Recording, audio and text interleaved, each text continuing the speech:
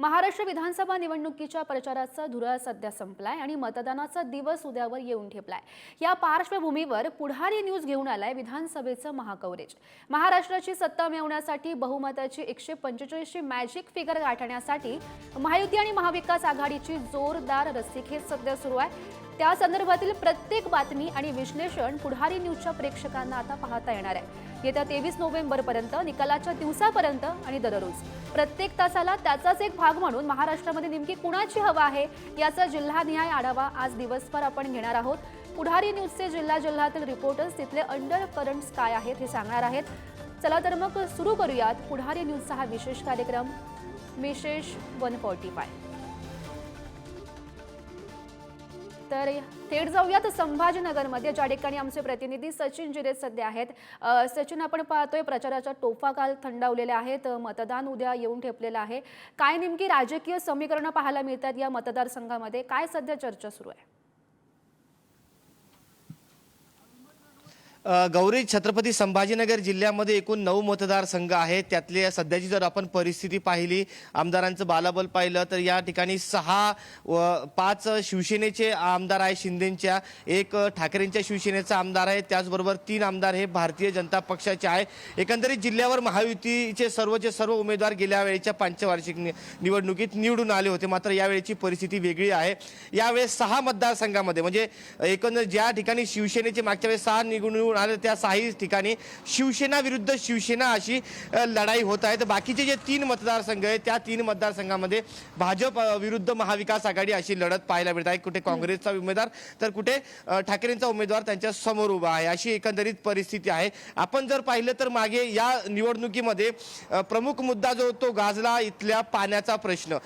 मराठवाड्यामध्ये मोठं जायकवाडी असं मोठं धरण आहे, मात्र तिथून जर शहराला पाणी पुरवठा करणारी जी पाईपलाईन आहे ती त्या संदर्भात ती पाईपलाईनचं काम पूर्ण न झाल्यामुळे शहरातील नागरिकांना जवळपास 8 ते 9 दिवस नंतर पाणी पुरवठा केला जातो। त्यामुळे हा प्रश्न केला गेला मुद्दा हा राजकारणामध्ये गाजला। त्याचबरोबर संभाजीनगर की औरंगाबाद हा प्रश्न मागील अनेक निवडणुकीमध्ये गाजला होता, तसा संभाजीनगरच्या नामकरणावरून श्रेयवाद देखील गाजला आणि त्याबरोबरच पक्षफोडी हा देखील मुद्दा संभाजीनगरमध्ये मोठा चर्चेला गेला। कारण की आपण पाहिलं की गेल्या जे फूट पडली होती शिवसेनेमध्ये त्यामध्ये सर्वात जास्त आमदार हे संभाजीनगर जिल्ह्यातले होते। 5 आमदारांनी ठाकरेंची साथ सोडत शिंदेंच्या सोबत गेले होते, अशी परिस्थिती होती। मात्र आता पुन्हा एकदा ही लढाई सुरू झालेली आहे। आपण जर संभाजीनगर जिल्ह्यामधल्या प्रमुख लढतींचा विचार केला तर यामध्ये सर्वात प्रमुख लढत हाय व्होल्टेज लढत जी होणार आहे ती होणार आहे औरंगाबाद पूर्व मतदारसंघामध्ये। या ठिकाणी मंत्री अतुल सावे आहेत, भाजपचे उमेदवार आहेत, त्यांच्या विरोधात MIMचे माजी खासदार आणि माजी आमदार इम्तियाज जलील आहेत। या ठिकाणी थेट अशी दोघांमध्ये लढत पाहायला मिळणार आहे।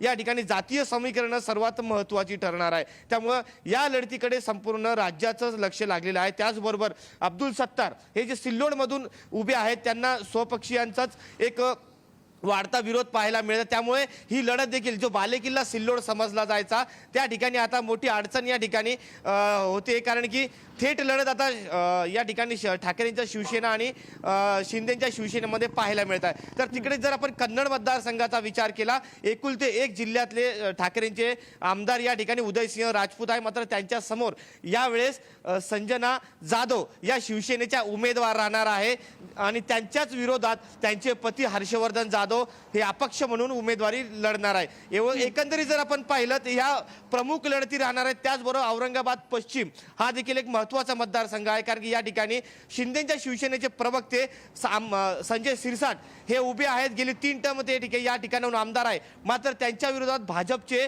राजू शिंदे यांनी निवडणुकीच्या काळामध्ये ठाकरेंचे शिवबंधन हातात बांधलेलं आहे आणि त्यांच्या विरोधात प्रमुख उमेदवार म्हणून ते उभे आहेत। त्यामुळे ही लढत देखील महत्त्वाची मानली जात आहे आणि अनेक जिल्ह्यामधले जे मोठे नाव आहेत त्यांच्या प्रतिष्ठा सध्या पणाला लागलेली आहे। आपण जर पाहिलं तर तिथं सिल्लोडमधून जो बालेकिल्ला आहे अब्दुल सत्तार यांचा, त्यांची प्रतिष्ठा पणाला लागलेली आहे। तर त्याचबरोबर पैठणचे जे कोण नेमकं बाजी मारतंय हे निकाला दिवशी स्पष्ट होईल। धन्यवाद दिलेल्या या सविस्तर माहितीसाठी।